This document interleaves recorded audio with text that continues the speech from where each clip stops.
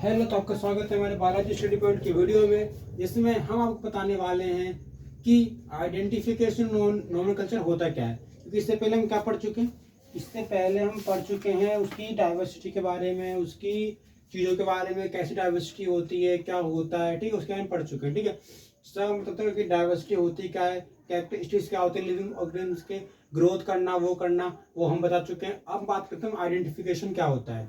Identification क्या होता है? आइडेंटिफाई द ऑर्गेनिज्म, किसी भी ऑर्गेनिज्म को पहचानो और पहचानने के बाद कलेक्ट इन्फॉर्मेशन, उसके बाद सूचना इकट्ठा करो। यानी हमें क्या करना है, हमें आइडेंटिफिकेशन में आइडेंटिफाई द ऑर्गेनिज्म, ऑर्गेनिज्म को आइडेंटिफाई करना है, पहचानना है, और पहचानने के बाद उसकी कुछ इन्फॉर्मेशन इकट्ठा करनी होती है, आइडेंटिफिकेशन देखना। अब देखने के बाद क्या होता है, फर्स्ट स्टेप तो हमने ये कर लिया। सेकंड होता है नॉमेनक्लेचर। नॉमेनक्लेचर में क्या होता है, नॉमेनक्लेचर सिंपली इस तरह काम करता है कि नॉमेनक्लेचर में तुम्हारा ये होता है कि हम उसे साइंटिफिक नेम देते हैं। साइंटिफिक नेम में क्या होता है कि साइंटिफिक नेम में हम उसे एक ऐसा नाम देते हैं जो कि सब जगह उसको लागू होना चाहिए। तो नॉमेनक्लेचर क्या होता है, नेम द स्पीसीज, किसी भी स्पीसीज जो आपने ढूंढी है, एनिमल की, प्लांट की, उस प्रजाति को देखो और उसे नाम दो और नाम दो।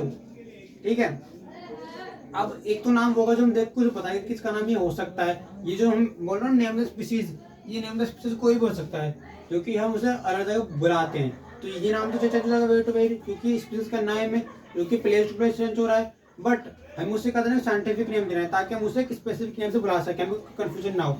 तो ये वाला जो मैं नेम बोला ना, इसे समझो ध्यान से। नेम द स्पीसीज, स्पीसीज को नेम किस बेस पे देना है, ये जो नेम है एक प्रजाति का, वो उसकी स्थान के आधार पे। बट हम उसे कौन सा नाम देंगे, साइंटिफिक नेम देंगे। साइंटिफिक नेम मतलब क्या होता है, एक ऐसा नाम जो कुछ सब जगह लागू होना चाहिए। ठीक है, ये होता है आइडेंटिफिकेशन नोमेनक्लेचर। पहले देखो, पहचानो, पहचानने के बाद उसकी इन्फॉर्मेशन इकट्ठा करो, इन्फॉर्मेशन इकट्ठा करने के बाद नोमेनक्लेचर पे जाओ। नोमेनक्लेचर में क्या करो, स्पीसीज को नाम दो, और नाम देने के बाद साइंटिफिक नेम और दो कि उस स्पीसीज का नाम क्या है वो पता लगाओ। अब जो नाम है, एक हो गया प्लेस के हिसाब से जो चेंज हो जाएगा। एक नाम दूंगा मैं, एक साइंटिफिक तौर पे, क्या, कोई भी नाम, जैसे कि राणा टिटगाना, कोई भी। ठीक है, जो स्पीसीज हिसाब से। ठीक है, ये होगा आइडेंटिफिकेशन नोमेनक्लेचर।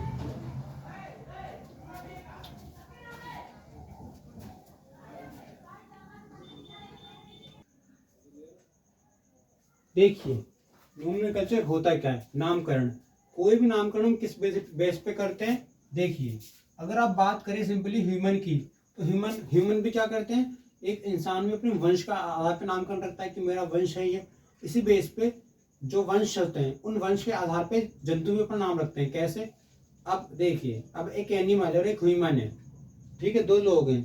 अब ह्यूमन क्या है, सिंपली बात है कि ह्यूमन तो अपना नाम रखता है वंश के आधार पे, और जो हमारे जंतु हैं, शेर हैं, चीता है, ये भी वंश काल पे नाम रखते हैं। कैसे, अब जो हमारा नोमेनक्लेचर, इसके दो भाग हैं। पहला जेनेटिक नेम, जो आपने बर्थ के टाइम नाम दिया किसी व्यक्ति को। अब बर्थ के टाइम नाम आप किस पे, उसके वंश के आधार पे, उसका वंश क्या है।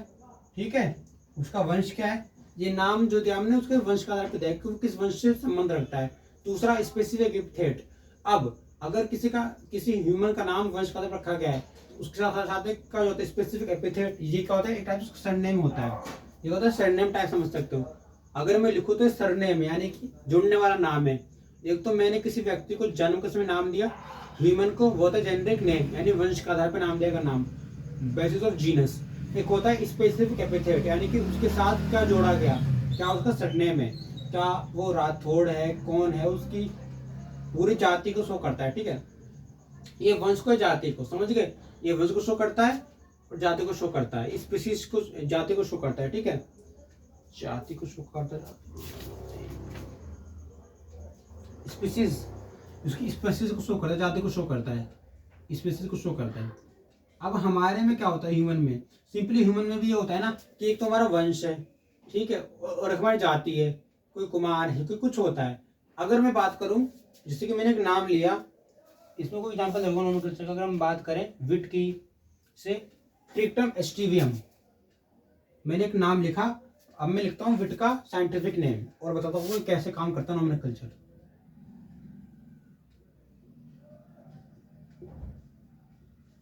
ट्रिक्टम एस्टिवियम, कुछ इस टाइप से नाम होता है हमारा विट का। अब देखिए, ट्रिक्टम एस्टिवियम, ये हमारा नाम है विट का, यानी गेहूं का। अगर ये साइंटिफिक नेम गेहूं का है, अगर ये साइंटिफिक नेम गेहूं का है, ये गेहूं का साइंटिफिक नेम है गेहूं, अगर ये गेहूं का साइंटिफिक नेम ट्रिक्टम एस्टिवियम है, मतलब क्या है कि जो हमारा ट्रिक्टम है, जो ये ट्रिक्टम है, क्या शो कर रहा है, ये शो ट्रिक्टम कैसे शो कर रहा है, ट्रिक्टम शो कर रहा है जेनेटिक नेम को, यानी कि उसके वंश को। ठीक है, अगर ट्रिक्टम उसका वंश है तो वंश के साथ क्या होता है, जाति, जाति यानी वो किससे संबंध रखता है। अब उसका जो जाति है वो क्या है, एस्टिवियम, ये एस्टिवियम की स्पीसीज है।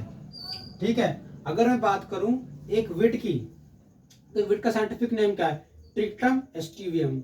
इसमें जो ट्रिक्टम है ये क्या है, उसका वंश का नाम है, और इस वंश को कौन जोड़ता है, जाति, और वंश को जोड़ने कौन है, जाति।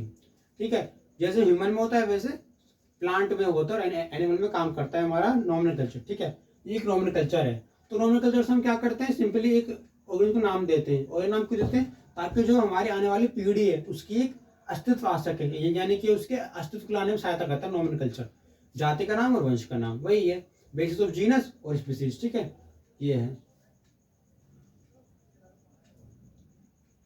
ओके, एक और एग्जांपल लेते हैं। सपोज करो मैं एग्जांपल लेता हूँ, ट्रिक्टम एस्टिवम तुम्हारे गेहूं का नाम है, साइंटिफिक नेम। अब मैं कोई और एग्जांपल लूँ इसका, सपोज करो मैंने एग्जांपल लिया तुम्हारा, जैसे